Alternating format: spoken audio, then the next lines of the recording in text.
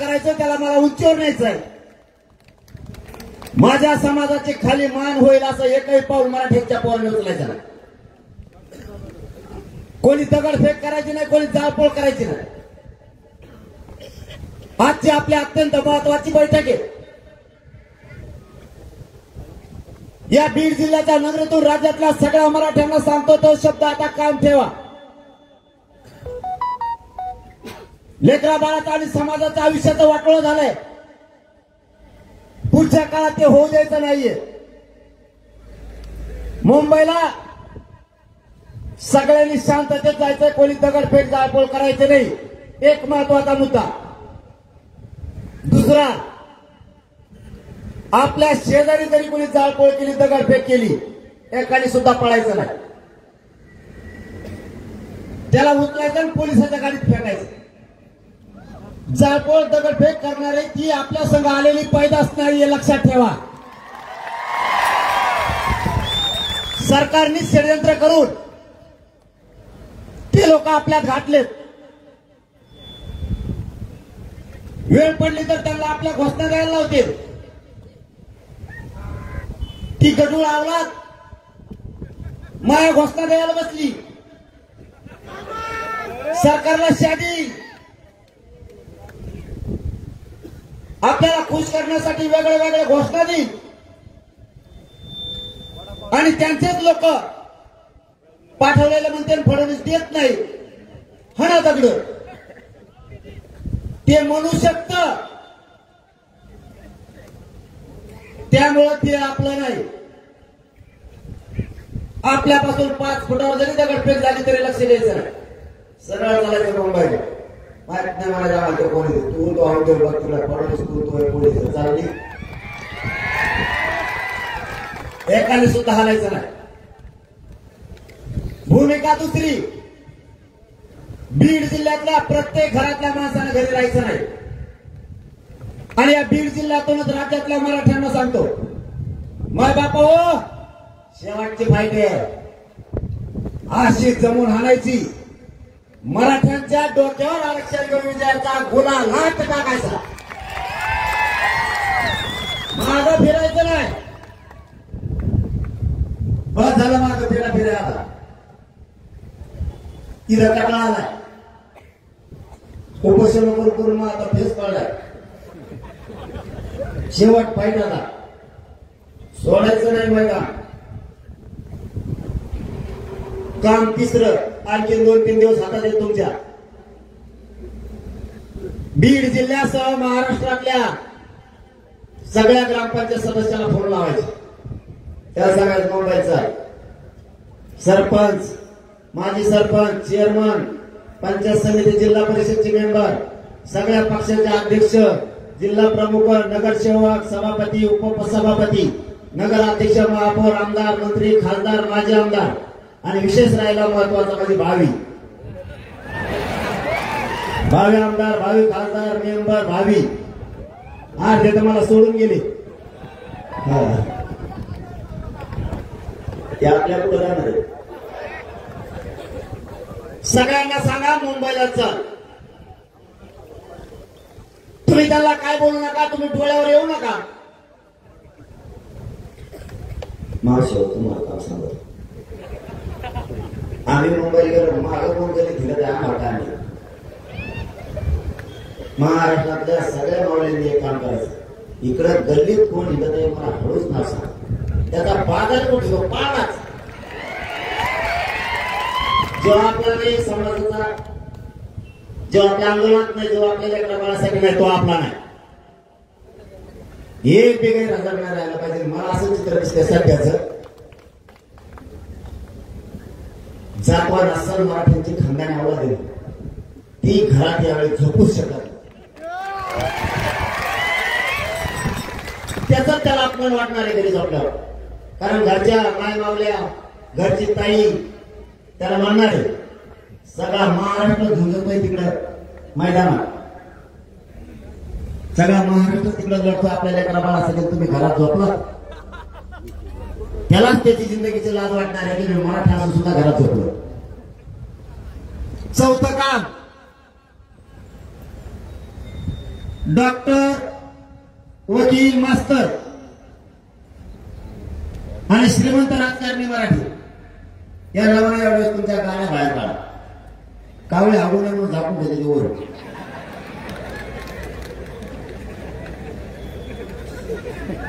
जेवढा कर्मचारी वर्ग आहे सगळ्यांनी एवढ्या वेळेस गाड्या बाहेर काढा, मुंबईला चला. लेकरा दिले हात चालले बरं. शिक्षण एवढं महाग झालंय, लेकरा बाळाचं जीवन मुश्किल झालं. आपल्या पोरी बाई लेकर बाळ डॉक्टर होतील, वकील होतील, इंजिनियर होतील, MBBS होतील, MD होतील, PSI होतील, तहसीलदार होतील, कलेक्टर होतील. आपल्या घरात लाल दिवाळी तर लेकरा बाळ आयुष्यात सुखी समाधानी होतील. मराठी विसरू हमेशा नुसतं नेत्याच्या नाव बोलू नका. आओ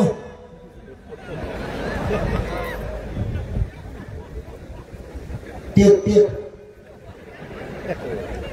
लय अवघड आहे, संभाळलं सोपं नाही. मग मला माहिती आहे आता 9च्या पुढे राज्य तर कशी सगळे तो काही मलाच नाही.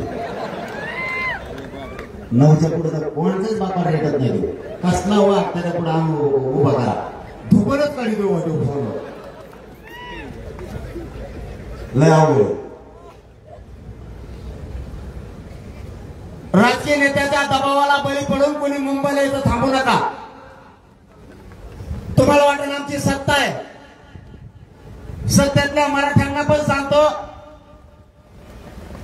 तुमची सत्ता आहे, तुमचा आमदार आहे, तुमचा खासदार आहे, तुमचे मंत्री आहे म्हणून तुमच्या लेखाचं किंवा लेखीचं फुकट शिक्षण होणार नाही. कुठला मंत्री तुमची फीस भरणार नाहीये.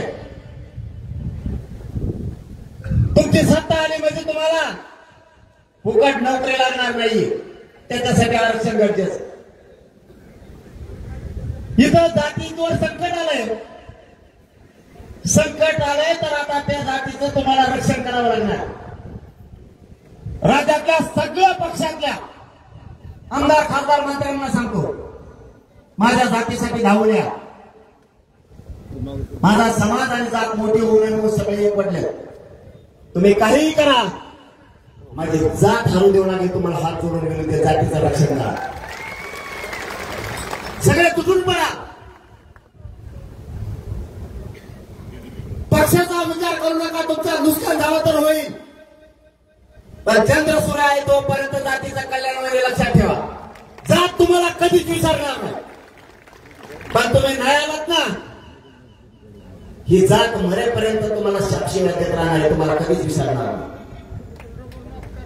लेकी बाळीची शापशिवाय खाऊ नका. प्रत्येक पक्षातल्या लेकी बाळीला सुद्धा आरक्षण लागतंय. ती सांगाल ज्यावेळेस मराठ्यांची लढाई आमच्यासाठी चालली होती त्यावेळेस पप्पा, मम्मी तुम्ही लढायला नाही गेले, माझ्या आयुष्याचं वाटलं झालं. लेकरा बाळाच्या मराठ्यांनी शापशिवाय खाऊ नका. सगळ्यांनी या जातीच्या लढाईत 29 ऑगस्टला उतरा. आणि दिवस कधी किती येत राहा 3 27 28 एकोणतीस कला मुंबईला यायचं नुसतं कला माघारी आहे. बरं खरं बोललो आता काही खोटं आहे का? समाजाला खुले पर्याय केले. ज्याला राहायचंय मुंबईत 10-15 दिवस झाला तरी 55 लाख काय लोक झाले तिथे राहणार असं म्हणते. मला काय माहित मी कोणाकडे येते कोणाला नाही. आता 55 लाख म्हणलं मुंबईचं बाहेर जायचं काय नाही. आता 100 वर्ष टोक आणि सोडायला यायला 1.5 कोटीपेक्षा जास्त आहे. ज्याला इथं थांबायचंय, इथं काम आहे, पूर्ण काय सोयी करा. तिथं दगड सुद्धा नीट नाही. असे वाकडे तिकडे एक दगड येत. कोणत्याच देशात दगड नाही बाजू. कुणाकडे गोल असते काही खरबड मरबड ते असे कसा टाका तुम्ही तरी ते दगड असाच उभा राहतो. कसं टाकता येणार नाही तुम्हाला त्याचं. काही बघितलं आपण तसलं काम बघायला मिळत नाही. आणखी वेगळंच आहे. जे बघायला नाही तेच दगड. असे दगड कुठं दिसतं की खेकड्यासारखे वर धुऱ्या केलेल्या अशी का दगड मध्ये होईल त्याला उचलून इकडं तरी बसता येत नाही. त्याच्या खाली पावसात झोपायला बसावं किंवा आडोशाला बसवता बसता येत नाही. आपल्या तिकडे डोक्यापेक्षा मोठा दगड बसतो आडोशाला बसतो तरी पाऊस लागत ते इकडे दगड चांगले ते विषय होईल कसं तरी.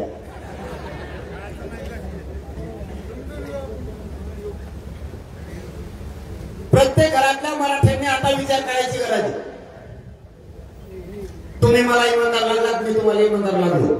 मला इमानदारीने सांगा 2 वर्ष झालं तुम्हाला साथ देता तुमचे मन खाली होईल असं एक पाऊल उचलला का आता बाहेर आणि पुढेही उचलणार नाही. फक्त काही डावा टाकत गेलो मी डावा टाकत गेलो फक्त काही विचार पाऊल मागे सरक पुढे सरक माझ्या समाजाला 18 लाख नोंदी म्हणजे 3 करोड मराठ्यांना मी माझ्या पद्धतीनं डोकं लावून मिळू दे. आता उगा थोडं राहिलं मुंबईत एक दांडा हल्ला 100% मराठ्याला आरक्षण टेन्शन नाही. उकडा प्रमाणपत्र करा उभा राहा पुढे उभा राहा म्हणजे तिकडे नाही इकडे शिकायला त्याला नोकरी नाही तर पळातात तिकडच त्यांचं असं पोट दुखा लागले तेव्हापासून हा पुढे जागा आपली पोरं म्हणतात वड्यात आहे काय विचारतो पुढे जागा आम्हाला तुला पुढे जागा आहे आमचं जाण्याचं धोरण त्यानंतर उघडं टिकत आमचं बशी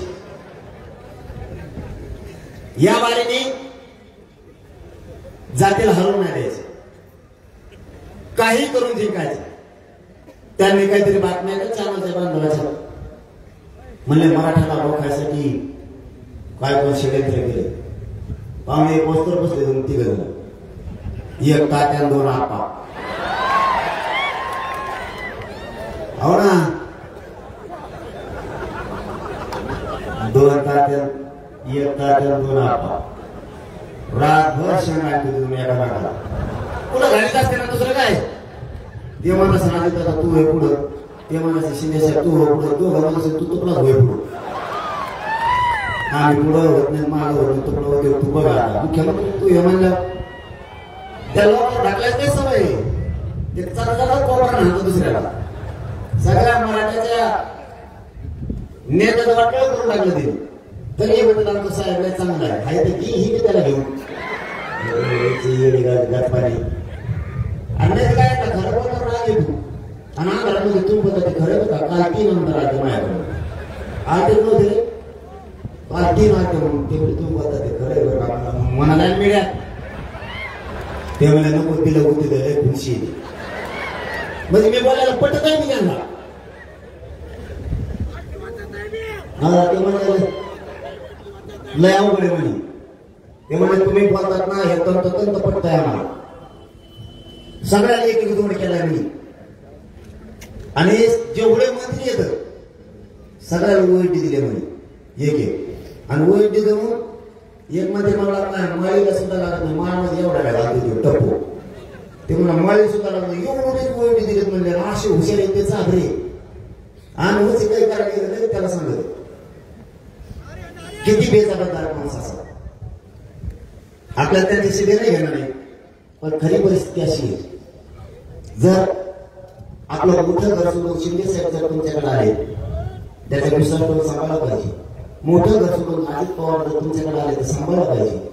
सगळ्याच मला भूमिकेला उठले बारीक पक्षाचा कार्यक्रमच लावलाय ते कुणाच्याच नाही राहिले कुणाला म्हणतात आम्ही तुमची ती बारकाल्या पक्षाला कुणाच्या झिडत येत माग अशी फजिती केली जाती माणसं ठेवलेली देवेंद्र फडणवीस जाती मराठी ओबीसीवर घाली ओबीसी मराठीवर घाली म्हणणं झाले का आपल्याला ओबीसीची त्याला मला तो किती वेळ गेलो होतो मी भांडणच होऊन देत नाही मराठीचे ओबीसी तुला काय करायचं तर सगळ्या कार्य टाकून बघत 10-12 जण हिंडत येत पण काहीच उपयोग होत नाही. हा ना मोठ्या लोकांना 17 तारखेचे बेबीवर जाऊन बसले मुंबई ते मुख्यमंत्री मला नव्हते हे कुठून गेले मला काय नसतं तिकडे जाऊन बघा कुठून गेले काय ते हाटला भाजी घेत बसली आणि आपल्या इकडे 5 रुपयाला चहा आहे 10 रुपयाला त्याला काय माहिती चहाची किंमत किती तर वाटला गेले रेडून चहा प्यायला त्याला 300 रुपये 300 दोन माणसं आपल्या तुम्हाला मी बाबा पाठवले इतके पैसे असले जमत नाही म्हणजे ऐकलं नाही त्याच्या दानातच भात सुरू केला शिजायला 3 घंटे भातच शिजा नाही याचा त्याचं हॉटेलच बंद पडलं या जनादेला सोपं नाही आपली एक पोराची टीम गेली आणि ती वरचा झोन होता मंदिराचा त्या झोन मध्ये बसलो ते म्हणले पोलीस आले म्हणले भाऊ हे झोन येतो वरचा काय व्यापी झोन याच्यात नाही बसता येत त्याला नाही जाऊ मंदिरात झोन ते घेऊच कपडे नाही आले पाणीचे फेस मध्ये बांधला 4 घंटे होता फेसच काय ना त्याला पुरी गल्ली जाम केली मराठी नातीला म्हणत साहेब माझ्या लेकराला हाताला गपचिप द्यायचं वळवळ नाही करायची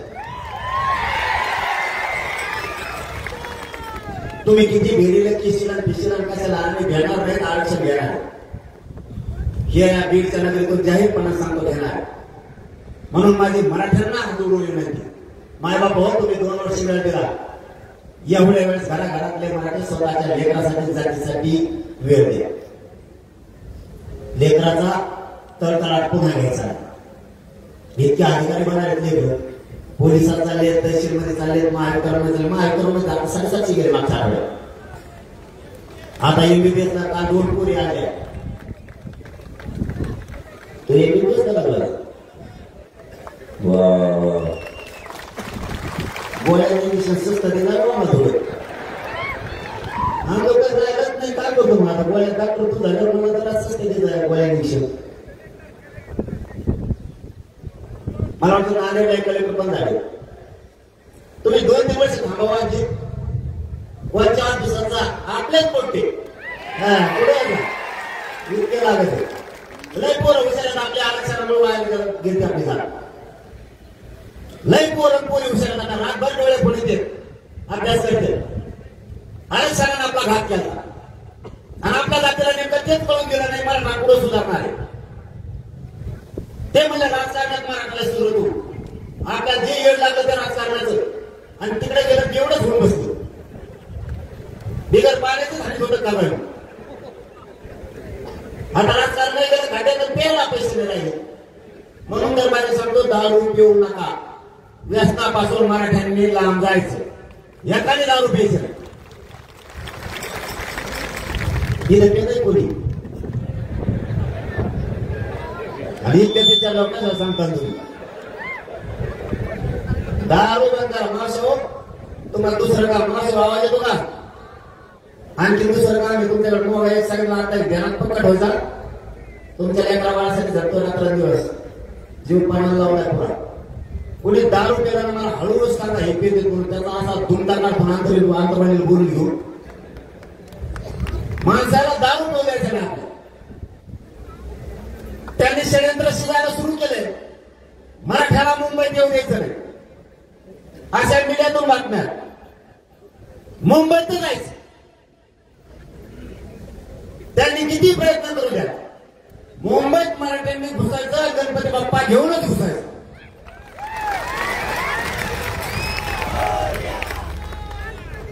काही पण होऊ दे मुंबईत जायचं वेळ पडली तुम्हाला जो रस्ता सापडेल त्या रस्त्यात जा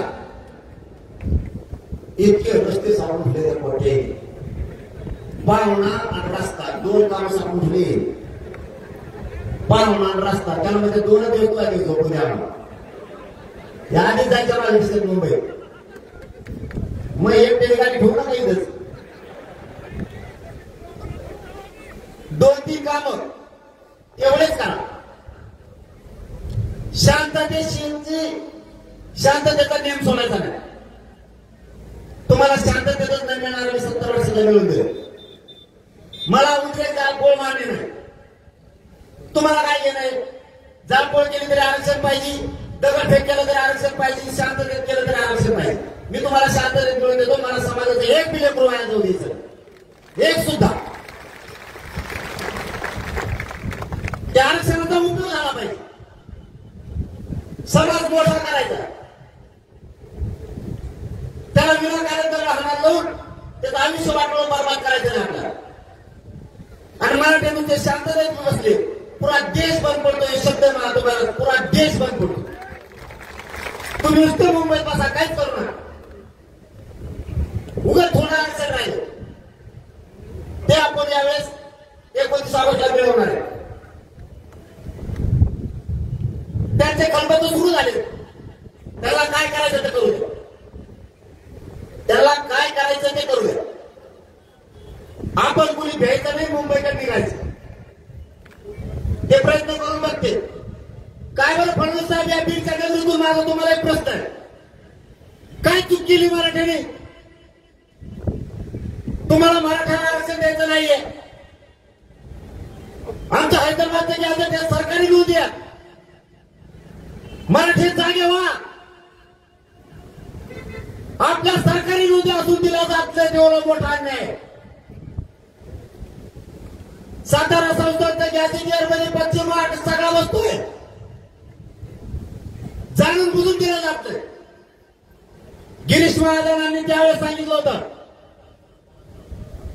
मराठा आणि कुणबी एक आहे. हे जर तयार करायचं असला आधार लागतो त्याशिवाय कायदा पारित होत नाही. आता 58 लाख नोंदीत अहवाल तरी का दिलं जात नाही? याच्याही पुढचं मराठ्यांना सांगतो. परवा 20-21 तारखेला काय झालं? याच देवेंद्र फडणवीसनी 29 जाती आरक्षणात घातल्यात ओबीसी. यांना आता दुःख नाही का? नुसते मराठी आरक्षणात द्यायचे आपल्या ते एवढ्या पोट दुखत.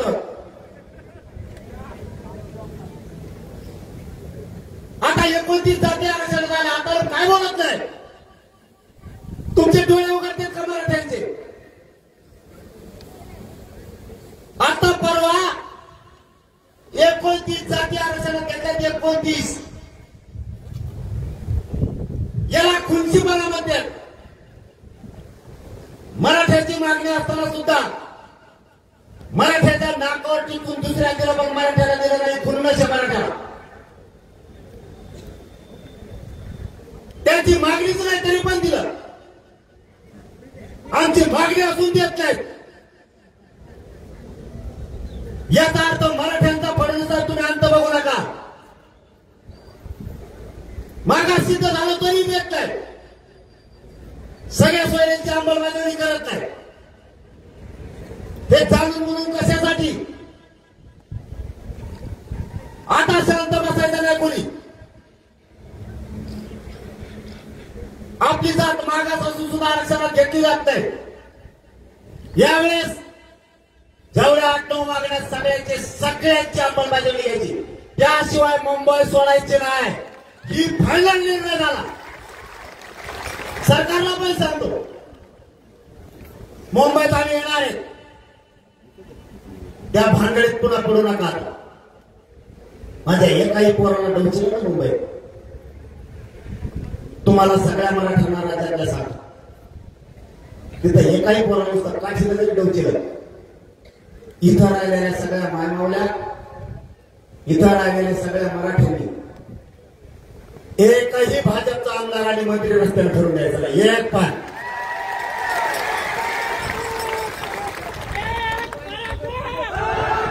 सरकारमधल्या कोणाला सुट्टी द्यायची? कारण हे लेकरं तुमच्यासाठी लढाई चालली. महाराष्ट्रातल्या मराठ्यांनी एक गोष्ट समजून घ्या. हे पोरं मुंबईला तुमच्या लेकराला मोठं करण्यासाठी गेले आणि तिथं जर आम्हाला कोणी त्रास दिला या महाराष्ट्रातला पांढरा रस्ता सुद्धा सुरू ठेवायचा नाही. तो पण शांतने तुम्ही नुसतं त्याच्या दारात जाऊन बसा.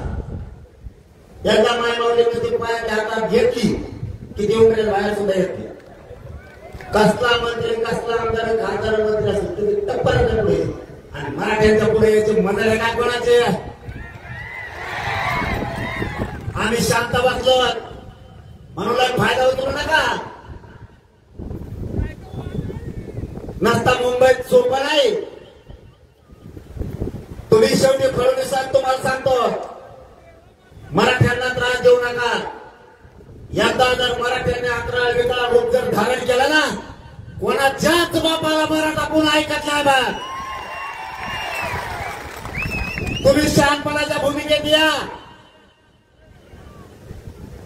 दुसऱ्याचं ऐकून आमच्यावर चाल करू नका. आमच्यावर वारे करायचे थांबवा.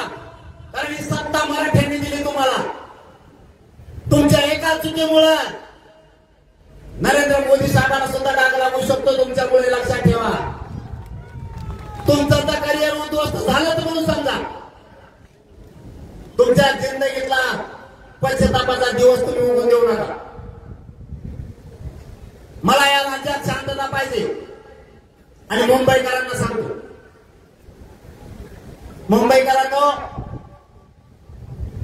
आम्ही 4 महिन्यापासून सरकारला सांगतो अंमलबजावणी करा. आमची काही चूक नाही. आम्ही तुमचे लेकर आहेत, तुम्ही आमचे लेकर आहेत. मुंबई ही न्यायाची भूमी आहे. तिथं आम्ही न्यायासाठी गेलो, कुणाला त्रास द्यायला नाही. हिंदू संस्कृती आम्ही पण जपतोय. वारकरी संप्रदायाची सगळी परंपरा आम्ही पण जपतोय. तुमचा गणपती बाप्पा तोही आमचा गणपती बाप्पा आहे. उलट तुम्हाला आम्ही मदत करू.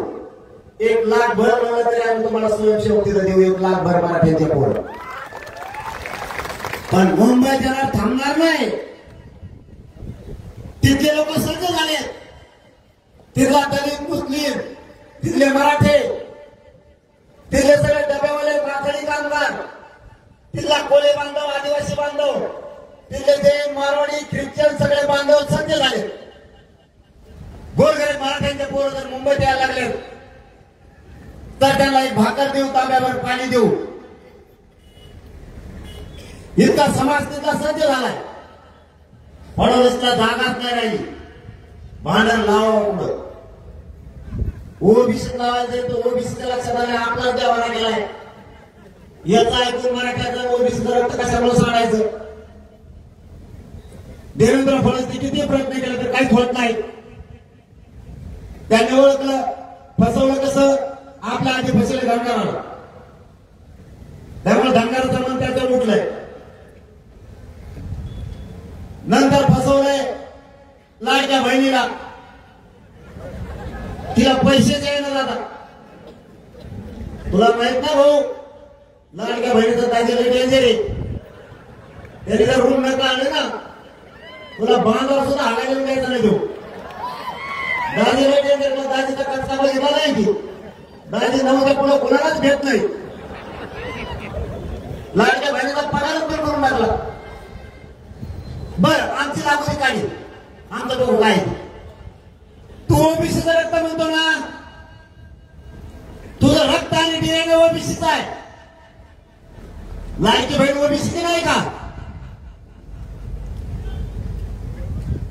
मराठ्याला देऊ नको. चल आणि आमचं बाबू,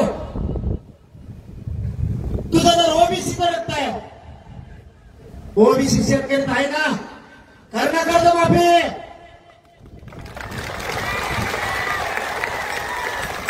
त्याच्यामुळे फडणवीस किती चालवा माणूस आहे हे ओबीसीच्या पण लक्षात आले आणि मराठीच्या पण आले. ओबीसी बांधवांनी मराठीच्या अंगावर यायचं नाही.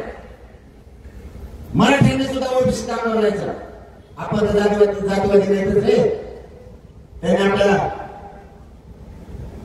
विचारात फक्त ते घातलंय आपण जातीवादी जर असतं ना, धनगरबांधवांचा सुद्धा प्रश्न सोडतो. तुम्हाला शेकडो पोरं काढली. दलित बांधवांचे सुद्धा प्रश्न सोडतो आणि बंजारा बांधवांचे सुद्धा सोडले. माधव मुंडेचा 2 घरात मंदिर असं सुद्धा न प्रश्न सोडणार सुद्धा मराठ्यांनी सोडला टाके. जातीवादी नाहीत आम्ही. आमच्या लेखीप्रमाणात आम्ही बाकीच्या सुद्धा लेखीला धरतो. कारण संस्कारच तसे मराठ्यांचे आमच्यावरती आहे. आम्ही नाही जातीवाद करत. आयुष्यात करणार बी नाही. तुम्हाला नाही सोडणार. नेते ठिकाण सोडत नाही आपण. त्यांच्या असण्यात आपल्यास वगडे चलत मुकडे गाडीला आशेला नाही, भरशे नाहीत गेले. मुकडे चलत मी घातलं निघाल. का मी नेता काय नेता आहे तू. नेता कसा असावा. नेत्याच ऐकून बोलू नये, जातीच ऐकून बोलावं. आमच्या विरोधात लग्नापेक्षा स्वतःच्या सगळ्याला असताना आता होणार शिकलेलं असतं. ते बिचारे बोलले धनगर बांधवाचं आयुष्य सगळ्यांना झालं असतं. डोळं मेंढ्या शेळ्या घरात सगळे ते बिचारे गरीब त्यांच्यासाठी वेळ असते तापावरती जात सोन्यासारखे त्यांच्या लेकर घरात राहिले नसताना उंचीवर गेले असते उकळ्या ताकद वापरते तर कोणाचं ऐकते ती भंगारटी सगळ्या धुण्याचं तेच ऐकते तर पळत ते राजकीय स्वार्थासाठी दुसऱ्याचा वापर करतात. फडणवीस साहेब चाली तुमच्या बंद करा. मुंबईची तयारी महाराष्ट्रभरात पूर्ण झाली. खानदेश विदर्भातल्या मराठ्यांनी फोन करून सांगितलंय पाटील आम्हाला आरक्षण आहे पण तुम्ही आमचे भाऊ आहेत. पश्चिम महाराष्ट्रासाठी मराठवाड्यासाठी आणि कोकणसाठी खानदेश आणि विदर्भ मुंबईला धावून येणारे एक एक दोन गाड्या आम्ही पण लावल्या. महाराष्ट्र सगळा सज्ज झाला. मला जास्त उपोषणामुळे त्रास होतो म्हणून बोलत नाही पण तुम्हाला आता पूर्ण विषय समजले. मुंबईची तुमची तयारी झाली सगळ्याची. इमानदार हातवर करून सांगा बरं सगळे. आता मात्र दुकानच काढायचं सगळे.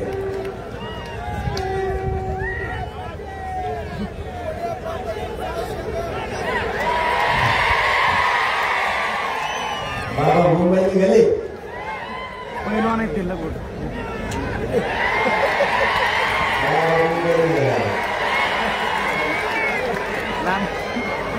जोड येते. ही लढाई आता तुम्हाला शेवटचे 4-5 विषय सांगतो.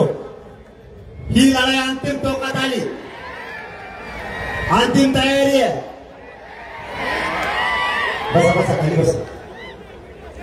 ही लढाई शेवटच्या टप्प्यात आली. मराठ्यांनी शेवटी आता समजून घ्या जाता ही लढाई अंतिम टप्प्यात आहे.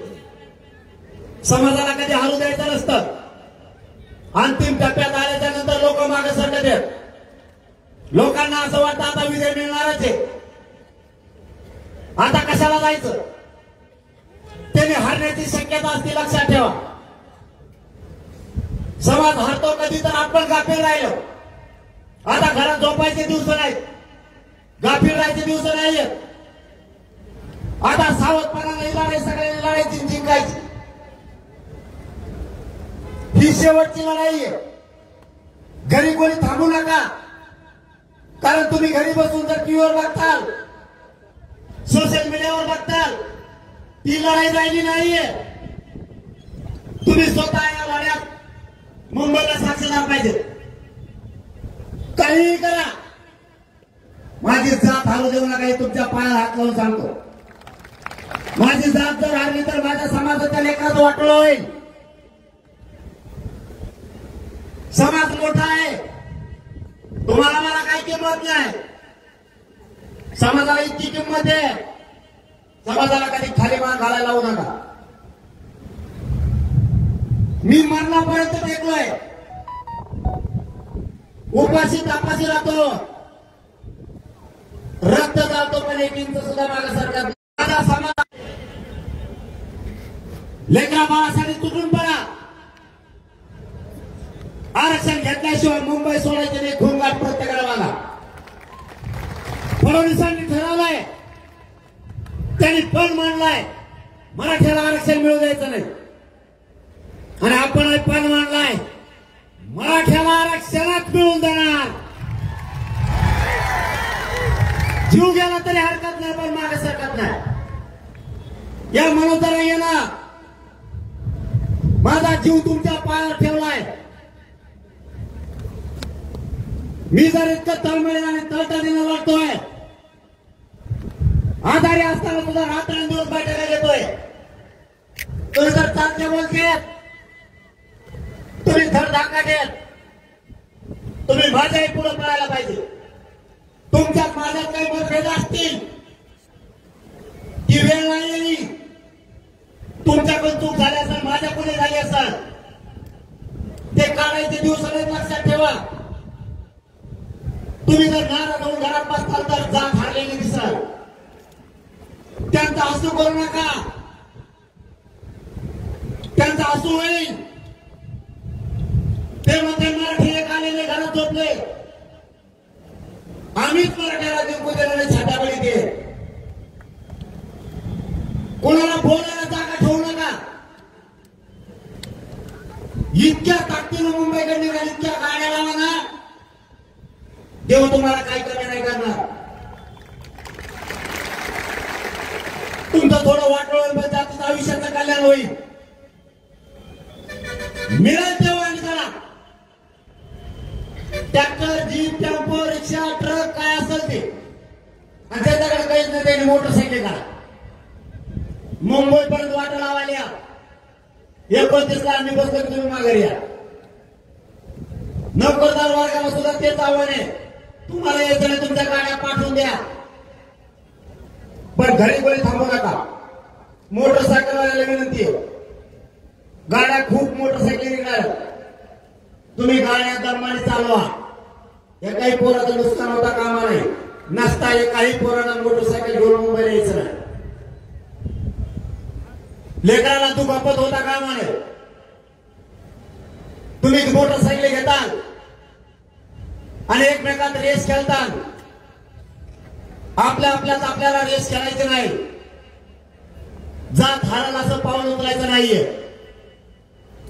महाराष्ट्रातल्या सगळ्या मराठ्यांच्या पोराला सांगतो, गाड्या दमाने हाणायच्या, मोठ्याला सुद्धा. ही शेवटची बैठक याच्यासाठी आहे. आपल्याला प्रत्येकाला स्वयंसेवक बनायचे. कोणाची गाडी पंक्चर झाली, कोणाचं दुखायला लागलं, सगळी सेवा आपण करायची. त्याला काही झालं तर बाजूने जायचं नाहीये. एकमेकाला जागा मोकळी करून द्यायची. बीड जिल्ह्यासह महाराष्ट्रातल्या सगळ्या पोरांनी, तुम्ही अधिकृत जरी स्वयंसेवक नसाल तरी स्वयंसेवकापेक्षा जास्त काम तुम्ही स्वतः करायचं. नांदेड आणि हिंगोलीतून काहीतरी रात्री बातमी आली, 2,05,000 काहीतरी मोटरसायकल करायली. तुम्हाला जर गाड्या दमाने हाता येत असल्या तर घ्या, नसता मोटरसायकल जर तुम्ही पळवायला लागले, माझ्या समाजाच्या लेकराला इजा झालेली मला सहन होणार नाही. तुम्हाला जाहीर सांगतो, येऊ नका. तुमच्या लेकराला आरक्षण मिळवून द्यायला, त्यांच्या डोक्यावर गुलाल टाकायला मी खंबीर आहे. सरकारच काय, सरकारचा बाप बी आडवा येऊ दे, आरक्षणच घेणार आहे, आणि ते पण ओबीसीतूनच घेणार, इकडून तिकडून नाही. आपला ठरलेला विषय आपण बदलत नाही. मला फक्त शांतता तुमच्याकडून पाहिजे. आयुष्य पणाला लावलंय. आजकाल लोक आयुष्य पणाला नाही लावत. कशातून ती कमाई बघायचं काम करते. या पोराने तुमच्यासाठी जीव सुद्धा तुमच्या पायावरती ठेवलाय, खोटं सांगत नाही. मला जर उद्या देवेंद्र फडणवीस म्हणले तुझ्या अंगाचं कातड काढून दे, आरक्षण देतो, एका क्षणात सगळं अंगाचं कातड काढून देईल जातीसाठी, पण माग हटणार नाही. मरायला भेट नाही. मरत कसं येतो, अपघात झाला तरी मरावं लागतं, अंगावर वीज पडली तरी मरावं लागतं, साथ चालला तर मरावं लागतंय, अटॅक आला तरी मरावं लागतंय. जातीसाठी वीर मरण येणं माझ्यासारखा नशीबवान दुसरा कोणी नसन. मी मरायला नाही भेट फडणवीस, ते मला फेडायच्या भांगडीत नाही पडायचं. माझ्या नादी लागू नको बाबा. जे जे लागले त्याचा बाजारात उठवाय मी. गोळी गुलाबी प्रेमाने जेवढा हातात येईल प्रश्न तेवढा हाताला. आम्ही बाकी सगळं बघितलंय. त्यामुळे तुम्ही काय करणार आहेत, तुमची तयारी बघून आम्ही बी ठरवू काय करायचं. पण माझ्या पोराला मुंबईत त्रास होता कामा नये. पोरानं तुम्ही सुद्धा काळजी घ्या. तिला फोन लागणार नाही एकमेकाचे. आपल्या टीमा तयार राहू द्या. गोळ्या औषधं सोबत ठेवा. पावसाचं सगळं साहित्य सोबत असू द्या. छत्र्या रेनकोट तिथं काही रावच्या तुम्हाला घेता आलं तर त्या सोबत ठेवा. झोपायला अडचण पावसात येऊ शकते. मुंबईत पाऊस असण्याची शक्यता आहे. आपल्या बॅटरीनी आपल्याला काय काय वस्तू लागतात, पीठ हे सगळ्या वस्तू घ्या. पाण्याची व्यवस्था करा. आपल्या आपल्या गावाचे सगळे पाण्याचे टँकर मुंबईकडे घ्या. आम्हाला सोबत राहू द्या. कोणावर अवलंबून राहायचं नाही. कुणी नाही केलं तर आपण उपाशी म्हणता कामा नये, लक्षात असू द्या. तुम्ही फक्त मुंबईत शांतता ठेवा. येतं आरक्षण तुम्हाला द्यायची जबाबदारी आपली. फक्त आणखी 2-3 दिवस राहिले.